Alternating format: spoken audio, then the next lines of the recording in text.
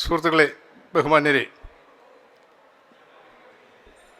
ബോധി books Nilambur പ്രസിദ്ധീകരിച്ച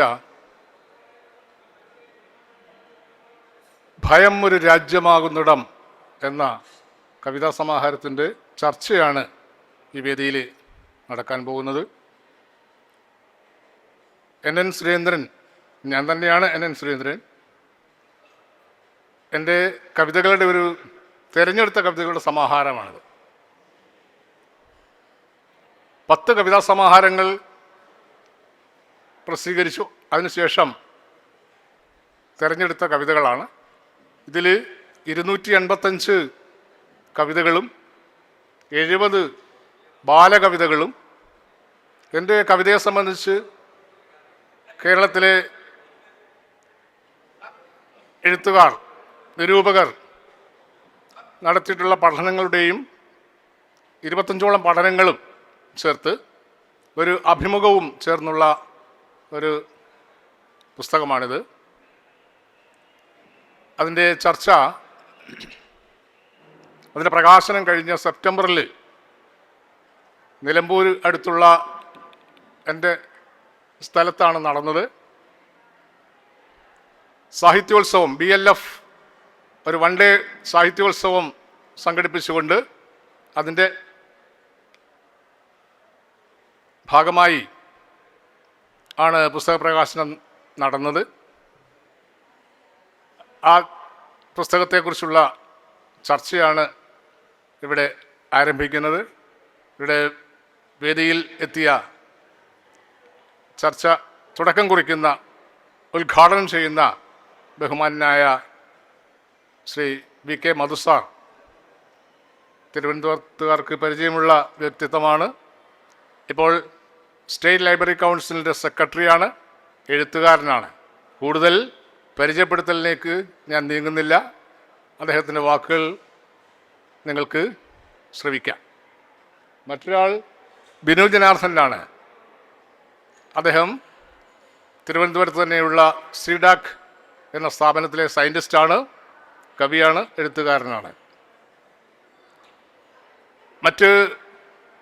ഈ ചർച്ചയ്ക്ക് വേണ്ടി ക്ഷണിച്ചിരുന്നത് ഡോക്ടർ P. സോമനയായിരുന്നു. അദ്ദേഹത്തിൻ്റെ 30-35 വർഷം മുമ്പ് മുതലുള്ള പരിചയം. അദ്ദേഹം ഇവിടെ വിമൻസ് കോളേജിലൊക്കെ വരുന്നതിന് മുമ്പ്, തിരുവനന്തപുരത്ത് വരുന്നതിന് മുമ്പ് കൊയിലാണ്ടിയിലാണ് ആദ്യം അദ്ദേഹത്തിന് ജോലി കിട്ടിയത്. അവിടെ മുതലുള്ള സൗഹൃദമാണ്. Doctor P. സോമനെ കേൾക്കാത്തവർ, അദ്ദേഹത്തെ വായിക്കാത്തവരും ഈ ശ്രോതാക്കളിൽ ആരും ഉണ്ടാവില്ല. അദ്ദേഹത്തിന് ഇവിടെ വന്ന് ഇരിക്കാനുള്ള ഒരു പ്രയാസം ഉള്ളതുകൊണ്ട് അദ്ദേഹം വരില്ല എന്ന് അറിയിച്ചതാണ്. ഏതായാലും ഈ ചർച്ച ആരംഭിക്കുകയാണ്. ആദ്യമായി സംസാരിക്കുന്നതിന് വേണ്ടി ബഹുമാനപ്പെട്ട മധുസാറിനെ സ്നേഹപൂർവ്വം ക്ഷണിക്കുന്നു. NN സുരേന്ദ്രൻ സമാഹരിച്ച അദ്ദേഹത്തിൻ്റെ കവിതകളുടെ ഒരു സമാഹാരമാണ് ഭയം ഒരു രാജ്യമാകുന്നിടം. ദീർഘമായ തൻ്റെ സാഹിത്യ സപര്യയ്ക്കിടയിൽ പല കാലങ്ങളായി എഴുതി വെച്ച കവിതകൾ ആകെ സമാഹരിച്ചുകൊണ്ടാണ് സമഗ്രമായ സമ്പുഷ്ടമായ ഒരു സാഹിത്യ കൃതി അദ്ദേഹം ഇപ്പോൾ നമുക്ക് സമർപ്പിച്ചിരിക്കും. 255-ലധികം വരുന്ന കവിതകൾ. ആ കവിതകൾക്ക്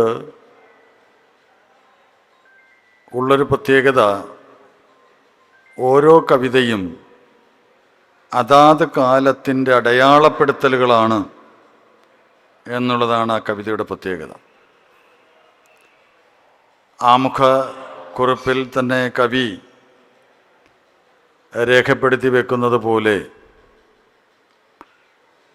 അദ്ദേഹത്തിൻ്റെ സാഹിത്യ ജീവിതവും സാമൂഹ്യ ജീവിതവും സമൂഹവുമായി ഇഴചേർന്നുകൊണ്ട് രൂപപ്പെട്ടതാണ്.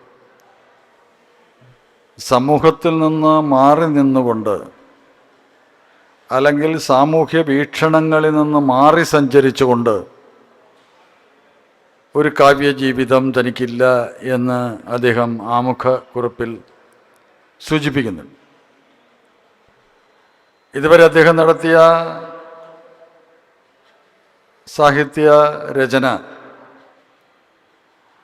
അദ്ദേഹത്തിൻ്റെ ദീർഘമായ സാംസ്കാരിക പ്രവർത്തനം, സാമൂഹിക പ്രവർത്തനത്തിന് അദ്ദേഹം കടന്നുപോയ മണ്ഡലങ്ങൾ ഒക്കെ വളരെ പ്രധാനമാണ്. അദ്ദേഹത്തിൻ്റെ ജീവിതമെന്ന് പറയുന്നത് സമൂഹത്തിൻ്റെ മാറ്റത്തിനു വേണ്ടിയിട്ടുള്ള തൻ്റെ എളിയ പങ്ക് നിർവഹിക്കുക, അക്കാര്യത്തിൽ കർമ്മനിരതനാവുക, അത് രചനയിലൂടെ ആയാലും ശരി, പ്രവൃത്തിയിലൂടെ ആയാലും ശരി, അത്തരമൊരു ഉദ്യമത്തിൻ്റെ പതാകവാഹകനാകുക എന്ന ഒരു കാര്യമാണ് അദ്ദേഹം നിർവഹിച്ചിട്ടുള്ളത്. അപ്പം അതുകൊണ്ട് തന്നെ ഈ കവിതകൾക്ക് അല്ലെങ്കിൽ അദ്ദേഹത്തിൻ്റെ ഈ പുസ്തകത്തിന് പ്രത്യേകമായൊരു സാമൂഹ്യ പ്രസക്തി ഉണ്ട് എന്ന് തന്നെയാണ് ഞാൻ കാണുന്നത്. രണ്ടാമതൊരു കാര്യം,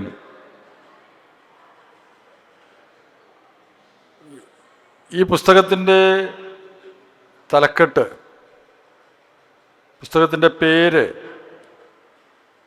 ഭയം ഒരു രാജ്യമാകുന്നിടം എന്നാണ്. യഥാർത്ഥത്തിൽ സ്വയം പ്രഖ്യാപിക്കുകയാണ് ഈ പുസ്തകം. ഭയം ഒരു രാജ്യമാകുന്നിടം എന്ന ഒരു നിരീക്ഷണം നമ്മെ പലതും ഓർമ്മപ്പെടുത്തിക്കൊണ്ടേയിരിക്കുന്നുണ്ട്. പ്രത്യേകിച്ച് വർത്തമാനകാല ഭാരതത്തിൽ ജീവിക്കുന്ന ഓരോ വ്യക്തിയെയും നിരന്തരം നമ്മെ ഓർമ്മകളിലേക്ക് വിളിച്ചുണർത്തുന്ന ഒരു തലക്കെട്ടാണ് ഭയം ഒരു രാജ്യമാകുന്നിടം. ഇന്ത്യയുടെ വർത്തമാനകാല ജീവിതം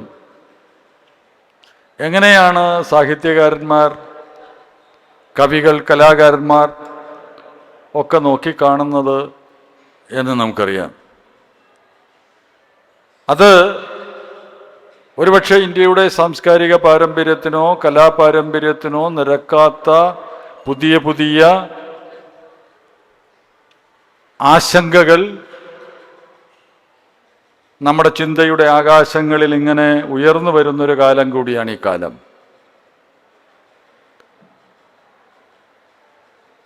ഇന്നത്തെ പോലെ നാളെ നമുക്ക് കവിത എഴുതാൻ കഴിയുമോ?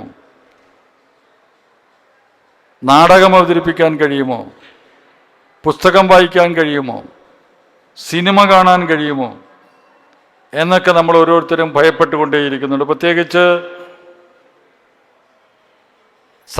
സർഗാത്മക സൃഷ്ടിയിൽ ഏർപ്പെടുന്ന കവികൾക്കും കലാകാരന്മാർക്കുമെല്ലാം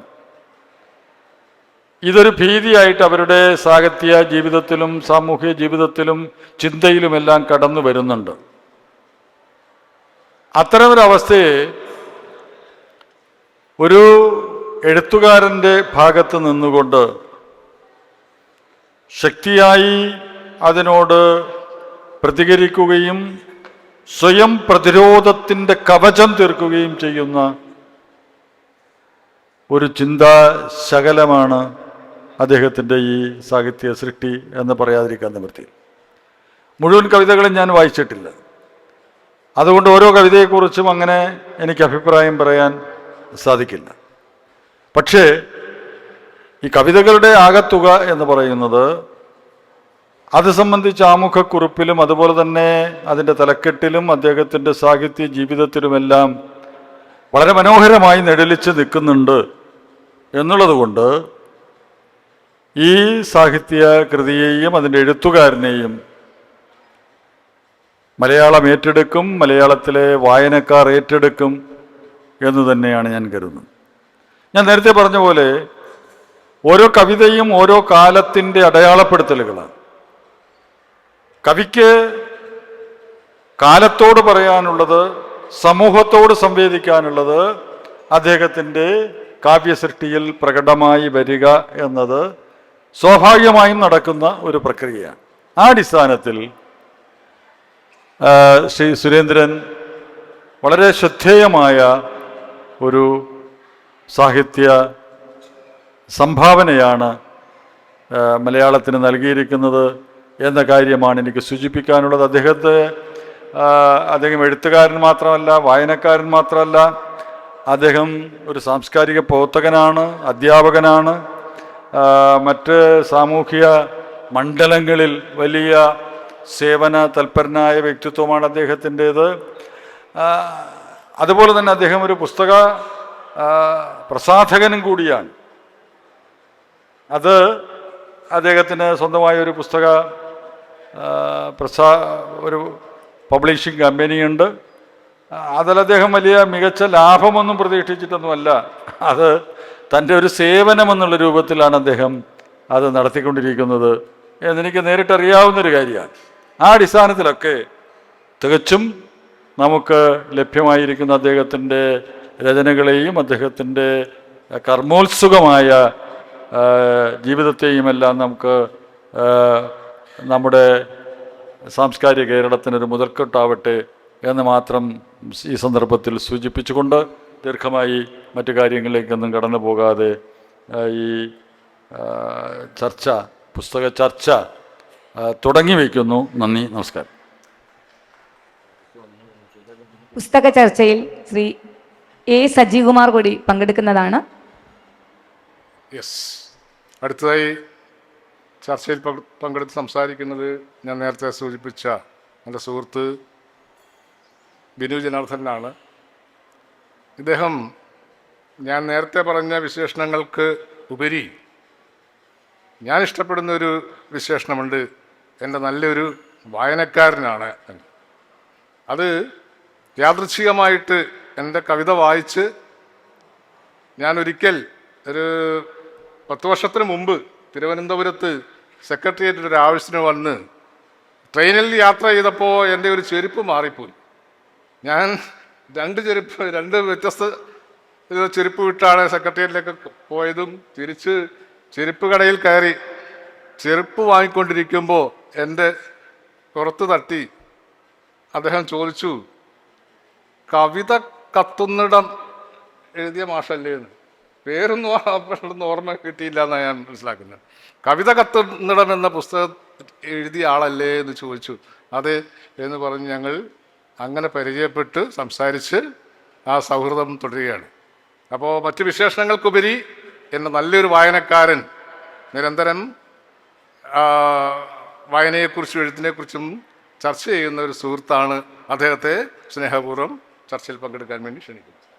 ശ്രീ NN സുരേന്ദ്രൻ മാഷിൻ്റെ ഭയം ഒരു രാജ്യമാകുന്നിടം എന്ന പുസ്തക ചർച്ചയിൽ പങ്കെടുക്കുവാൻ സാധിച്ചതിലുള്ള സന്തോഷം ആദ്യം തന്നെ പ്രകടിപ്പിച്ചുകൊള്ളട്ടെ. ഭയം ഒരു രാജ്യമാകുന്നു, ഭയം ഒരു രാജ്യമാകുന്നിടം. ആ പുസ്തകത്തിൻ്റെ പേര് തന്നെ ഒരു കവിതയാണ്. സമകാലിക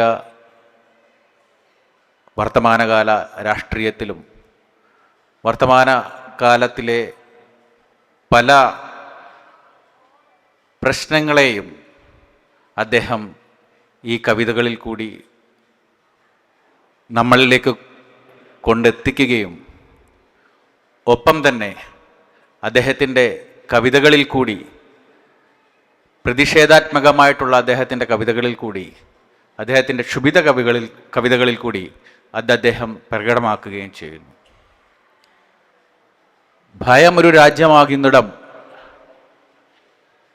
എന്ന കവിതയുടെ പേരിൽ തന്നെ സൂചിപ്പിക്കുന്നുണ്ട് അധിനിവേശവും അധിനിവേശത്തിൻ്റെ ഉപോൽപ്പന്നങ്ങളായ നമ്മളെ അരികുവൽക്കരണം, അതുപോലെ തന്നെ അധികാരം ഉപയോഗിച്ച് മനുഷ്യനെ അടിച്ചമർത്താനുള്ള ലാഞ്ചന, ഇവയെല്ലാം അധിനിവേശത്തിൻ്റെ ഉപോൽപ്പന്നങ്ങളാണ്. ഈ അധിനിവേശ ഉപോൽപ്പന്നം ഒരു രീതിയിൽ ചിലപ്പോൾ അത് നമ്മളിലേക്ക് എത്തുന്നത് ഭാഷയുടെ രൂപത്തിലാവാം, മറ്റു ചിലപ്പോൾ അധികാരത്തിൻ്റെ രൂപത്തിൽ തന്നെയാകാം, അതുമല്ലാതെ ആചാരത്തിൻ്റെ രൂപത്തിലാവാം, വേഷത്തിൻ്റെ രൂപത്തിലാവാം. അത്തരം അധിനിവേശ സംസ്കാരത്തെ അല്ലെങ്കിൽ അധിനിവേശത്തെ വളരെ മനോഹരമായ രീതിയിൽ ഈ കഥകളിൽ കൂടി അദ്ദേഹത്തിൻ്റെ കവിതകളിൽ കൂടി അദ്ദേഹം എതിർക്കുന്നുണ്ട്. അദ്ദേഹത്തിൻ്റെ പല കവിതകളും, ഈ പുസ്തകത്തിൽ അച്ചടിച്ചിട്ട് വന്നിട്ടുള്ള പല കവിതകളും സമഗ്രമായ രീതിയിൽ അരികുവൽക്കരിക്കുന്നവരോടൊപ്പവും സ്ത്രീകളോടൊപ്പം കുഞ്ഞുങ്ങളോടൊപ്പം ഒക്കെയുള്ള അദ്ദേഹത്തിൻ്റെ അനുഭാവപൂർണമായ പ്രതിഷേധം രേഖപ്പെടുത്തിക്കൊണ്ടിട്ടുള്ള കവിതകളാണ്. അദ്ദേഹം നേരത്തെ പറഞ്ഞ പോലെ അദ്ദേഹത്തെ ഞാൻ പരിചയപ്പെടുന്നത് കണ്ണൂർ ഒരു പുസ്തക ക്യാമ്പിൽ വെച്ചിട്ടാണ്. കണ്ണൂർ ഒരിക്കൽ പോയ സമയത്ത് അദ്ദേഹത്തിൻ്റെ പുസ്തകശാലയിൽ ഞാൻ എത്തിപ്പെടുകയും അദ്ദേഹം കുറേ പുസ്തകങ്ങൾ എനിക്ക് പരിചയപ്പെടുത്തുകയൊക്കെ ചെയ്തു. പക്ഷേ എനിക്ക് അപ്പോഴും എന്നിൽ ശ്രദ്ധിച്ച കുറച്ച് കാര്യം മാഷിപ്പ പറഞ്ഞതുപോലെ തന്നെ കവിത കത്തുന്നിടം, അത് അദ്ദേഹത്തിൻ്റെ ഒരു പുസ്തകത്തിൻ്റെ പേരാണ്. ആ പേരുകൾ അദ്ദേഹത്തിൻ്റെ പല പുസ്തകങ്ങളുണ്ട്. ഈ പുസ്തകങ്ങളുടെ എല്ലാം പേരുകൾ വളരെ മനോഹരമായ രീതിയിൽ അദ്ദേഹം രേഖപ്പെടുത്തിയിട്ടുണ്ട്. ആ പുസ്തകത്തിൻ്റെ പേരുകൾക്ക് പോലും ഒരു കവിതയുടെ രണ്ട് വരികളായിട്ടാണ് എനിക്ക് തോന്നിയിട്ടുള്ളത്. അത്ര മനോഹരമായ രീതിയിൽ അദ്ദേഹം കവിതാ പുസ്തകങ്ങളെ ക്രോഡീകരിച്ച് വെച്ചിട്ടുണ്ട്. അങ്ങനെയാണ് ഞാൻ ഒരു ദിവസം അദ്ദേഹത്തെ അന്ന് പരിചയപ്പെടുന്നു. പിന്നീട് എപ്പോഴോ കുറച്ച് നാളിന് ശേഷം തിരുവനന്തപുരത്ത് എത്തുന്നു. തിരുവനന്തപുരത്ത് എത്തുമ്പോൾ ഞാൻ ചോദിക്കുന്നത് കവിത കത്തുന്നിടം അല്ലേ എന്നാണ് ചോദിച്ചത്. കവിത കത്തുന്നിടം എഴുതിയ മാഷല്ലേ എന്നല്ല, കവിത കത്തുന്നിടം അല്ലേ എന്നാണ് എനിക്ക് ചോദിച്ചത്. അദ്ദേഹത്തിൻ്റെ കവിത കത്തുന്നിടമാണ് അദ്ദേഹത്തിൻ്റെ ചിന്തകൾ. ആ കവിത കത്തുന്നിടം, ആ പുസ്തകം, അതേപോലെ തന്നെ മറ്റു പല പുസ്തകങ്ങളും ഞാൻ ഒരു യാത്രയിൽ തന്നെ വായിച്ചു തീർക്കുകയും അദ്ദേഹത്തിൽ നിന്നും ഓരോ നമ്മളുടെ സമകാലിക സാമൂഹിക വിഷയങ്ങളെ വളരെ ഫലപ്രാപ്തിയിൽ അദ്ദേഹം അതിനെ അനലൈസ് ചെയ്യുകയും അതിനുവേണ്ടി സാമൂഹ്യമായി വരുന്ന ഓരോ വിദ്വേഷപരമായ കാര്യങ്ങൾക്കെതിരെയും വാക്കുകൾ കൊണ്ട് വളരെ മനോഹരമായ രീതിയിൽ അദ്ദേഹം കവിതയായി കുറിച്ചിട്ടിട്ടുണ്ട്. ഞാൻ അദ്ദേഹത്തിൻ്റെ പുതിയ എഴുത്ത് എന്നൊരു കവിതയുണ്ട്. അദ്ദേഹത്തിൻ്റെ ഈ പുസ്തകത്തിനകത്തുള്ള ഒരു കവിതയാണ് പുതിയ എഴുത്ത്. വളരെ പ്രതീക്ഷാനിർഭരമായിട്ടുള്ളതും ഒപ്പം നമ്മളുടെ കുഞ്ഞുങ്ങളോടൊപ്പം നിൽക്കുന്നതുമായിട്ടൊരു കവിതയാണ്. ആ കവിതയുടെ കുറച്ച് വരികൾ വായിക്കാം. നിങ്ങളുടെ വെടിയുണ്ടയിൽ നിന്നു ചീറിത്തെറിച്ച ചോര ഇനി ഞങ്ങളുടെ പേനയിൽ നിറയ്ക്കും. അതിൽ നിന്നുതിരുന്ന അക്ഷരാഗ്നികൾ നിങ്ങളുടെ കാപണ്യങ്ങളുടെ കടപുഴക്കും. നിങ്ങളുടെ നുണച്ചതികളുടെ അന്ത്യം കുറിക്കും. ഞങ്ങൾ എഴുതും പുതിയ ചോരക്കവിതകളും ശാന്തിഗീതങ്ങളും. ഇനി ഉയരാൻ പാടില്ല പൂമ്പാറ്റയുടെ നിലവിളികൾ. ഇനി ഒഴുകാൻ പാടില്ല പൂക്കളുടെ മാറിൽ ചോരക്കളം. വളരെ സമഗ്രമായ ഒരു ചെറിയ കവിതയാണ് കുറിച്ചിട്ടിരിക്കുന്നത്. ആ ചെറിയ കവിത വായിച്ചു കഴിഞ്ഞപ്പോൾ എൻ്റെ മനസ്സിലേക്ക് എത്തിയ ഒന്ന് രണ്ട് കാര്യങ്ങൾ ഞാൻ പറയാം. എൻ്റെ മനസ്സിലേക്ക് ആദ്യം എത്തിയത് രണ്ട് കുഞ്ഞുങ്ങൾ വാളയാറിൽ ഒരു മരക്കൊമ്പിൽ തൂങ്ങി നിൽക്കുന്ന ഒരു നിശ്ചല ദൃശ്യമാണ് എൻ്റെ മനസ്സിലേക്ക് എത്തിയത്. ആ കവിത വായിച്ചു കഴിഞ്ഞപ്പോൾ നമ്മളുടെ മനസ്സിലേക്ക് എത്തുന്ന ചില ദൃശ്യങ്ങളാണ് ഞാൻ പറയുന്നത്. അതോടൊപ്പം നമ്മൾ കേട്ടിട്ടുണ്ട് എയ്ലൻ കുർദി എന്ന ഒരു കുഞ്ഞ് കടൽ തീരത്ത് കമന്ന് കിടന്ന് മരിച്ചു കിടക്കുന്ന ഒരു എലൈൻ കുർദി എൻ്റെ മനസ്സിലേക്ക് ഓടി വന്നു. ഒമ്രാൻ എന്ന് പറഞ്ഞ സിറിയയിൽ തന്നെ ഉള്ള ഒരു കുട്ടി നിരവധി വെടിയുണ്ടകളുടെ ഇടയിൽ നിന്നും അല്ലെങ്കിൽ ഒരു ബോംബ് സ്ഫോടനത്തിനിടയിൽ നിന്നും രക്ഷപ്പെടുത്തി ഒരു ആംബുലൻസിൽ നിർത്തിയ ഒരു ഒമ്രാൻ എന്ന് പറഞ്ഞ കുട്ടിയുടെ ചിത്രം എൻ്റെ മനസ്സിലേക്ക് വന്നു. കുഞ്ഞുങ്ങൾ ശലഭങ്ങളാണ്. അവരുടെ പറന്ന് നടക്കുന്ന കാലത്താണ് ഈ യുദ്ധങ്ങളും അല്ലെങ്കിൽ ഈ അധിനിവേശങ്ങളും. വാളയാറിൽ കണ്ട പോലെ തന്നെയുള്ള അധിനിവേശങ്ങൾ, അതൊരു അധിനിവേശമാണ്.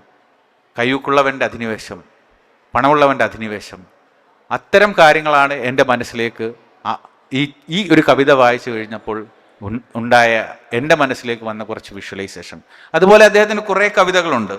ഞാൻ ഒന്ന് രണ്ട് കവിതകളൊന്ന് സൂചിപ്പിച്ചുകൊണ്ട് നിർത്താം. കവിതകൾ, ഒരു കവിതാ ചർച്ച എന്നുള്ള രീതിയിൽ അദ്ദേഹത്തിൻ്റെ പ്രതീക്ഷ എന്ന് പറഞ്ഞൊരു കവിതയുടെ 4 വരികളാണ്. ഒരു കടലാഴം സ്നേഹം ഹൃദയത്തിൽ നിന്ന് ചുരണ്ടിയെടുത്ത് നന്മയിൽ ചാലിച്ച് വെടിമുറിവിൽ തേച്ചുണക്കാം, അപ്പോൾ പൂവും പൂമ്പാറ്റയും പുഞ്ചിരിക്കും. പ്രതീക്ഷയാണ് അദ്ദേഹത്തിൻ്റെ കവിതകളിൽ. പ്രതീക്ഷയുണ്ട്, പ്രത്യാശകളുണ്ട്, പ്രണയമുണ്ട്, ഒപ്പം അനുതാപമുണ്ട്, എല്ലാവരോടുമുള്ള, എല്ലാ ആൾക്കാരോടുമുള്ള ചേർത്തണക്കലുണ്ട്, സ്ത്രീകളോടുള്ള കരുണയുണ്ട്, അവരിലേക്ക് അധിനിവേശപ്പെടുന്ന അവർക്കെതിരെയുള്ള പ്രതിഷേധമുണ്ട്. പല കവിതകളിൽ കൂടിയും നമുക്ക് അത് കാണാവുന്നതാണ്.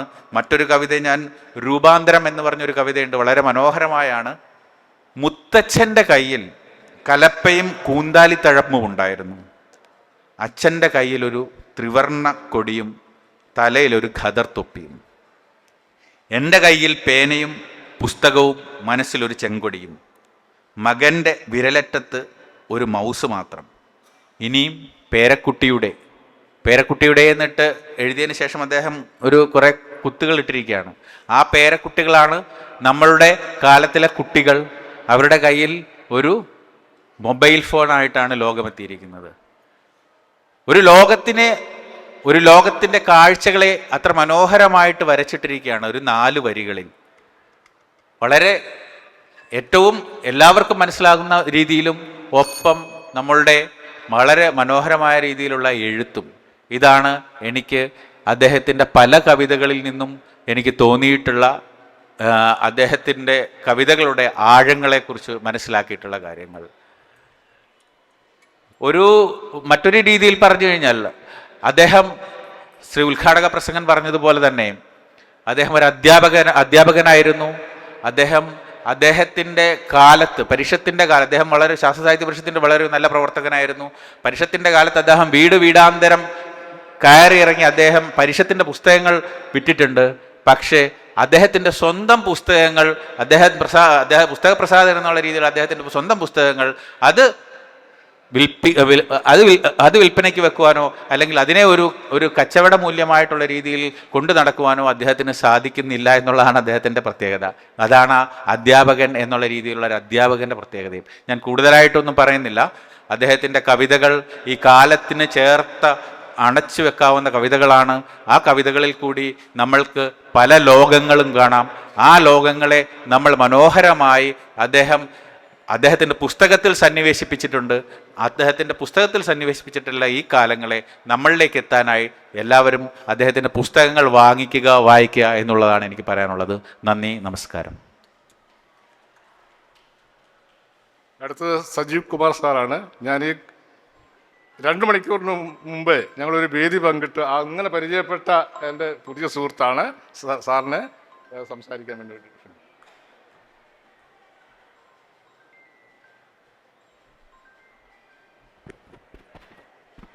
ഏറെ ബഹുമാന്യനായ വി കെ മൗസാർ, പ്രിയങ്കരനായ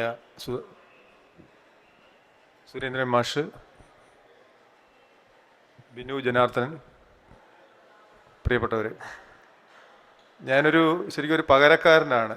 ഒരാൾക്ക് പകരം വന്ന് സംസാരിക്കാമോ എന്ന് ചോദിച്ചു. അങ്ങനെ അപ്രതീക്ഷിതമായിട്ട് വേദി പങ്കിടാൻ കിട്ടിയൊരു അവസരമാണ്. നമുക്കറിയാം,